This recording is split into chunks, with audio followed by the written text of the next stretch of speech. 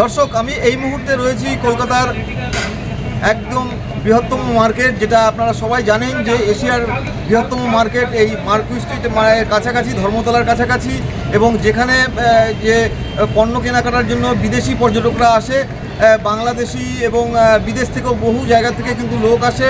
এবং আমরা দেখেছি যে এই যে নিউ মার্কেট, সেই নিউ মার্কেটে কিন্তু এখানে 4 থেকে 5 হাজার যে পণ্যের দোকানদার রয়েছে, তারা যেটা বলছেন যে গেল 8 মাস ধরে বাংলাদেশের সাবেক প্রধানমন্ত্রী শেখ হাসিনা তিনি দেশ ত্যাগ করার পর থেকে কিন্তু একের পর এক অস্থিরতা সৃষ্টি হয়েছে বাংলাদেশের অভ্যন্তরে, এবং তাতে কিন্তু ব্যবসা বাণিজ্য থেকে শুরু করে যারা এক্সপোর্ট ইম্পোর্ট করে, এবং আমরা দেখেছি যে মানি এক্সচেঞ্জার তারাও ভুগছে, এবং বিশেষ করে যারা পেট্রাপোল দিয়ে যারা আসে তারা এই কলকাতায় বেছে নেয়, এবং কলকাতাকে এখানকার পর্যটন বিভিন্ন জায়গা তারা দর্শন করে, কেনাকাটি করে, ডাক্তার দেখায়, চিকিৎসার জন্য চিকিৎসা সেবা কার্যক্রম তারা নেয় এবং পণ্য কেনাকাটা করে।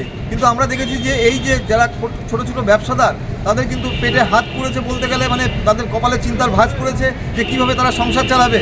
অতএব ভারতীয় যে ভিসা, বাংলাদেশে যে মেডিকেল ভিসা ছাড়া যদি ট্যুরিস্ট ভিসা দেওয়া হয়, তাহলে হয়তো বাংলাদেশের থেকে এই কলকাতার বুকে তারা আসতে পারবে, এবং তারপরে পরবর্তীতে তারা কিন্তু ব্যবসা বাণিজ্যটা আরও ভালোভাবে করতে পারবে। কিন্তু এই পরিস্থিতিতে দাঁড়িয়ে কিন্তু তাদের অবস্থা একদম সংকট। এবং তারা আরেকটা কারণ আমি বলতে চাই যে অনলাইনের ব্যবসা, এবং জেলায় জেলায় বিভিন্ন জায়গায় যে বড় বড় শপিং মল করা হয়েছে, সেখানে কিন্তু রেডিমেডস গার্মেন্টস থেকে শুরু করে বিভিন্ন স্টল দেওয়ার কারণে কিন্তু ব্যবসাদারদের একদম অবস্থা সংকট।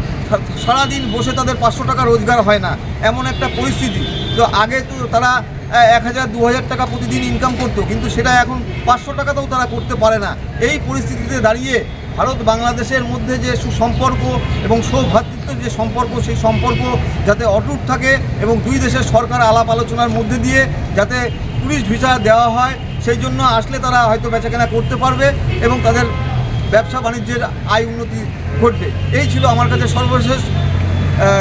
কমল দত্ত, কলকাতা।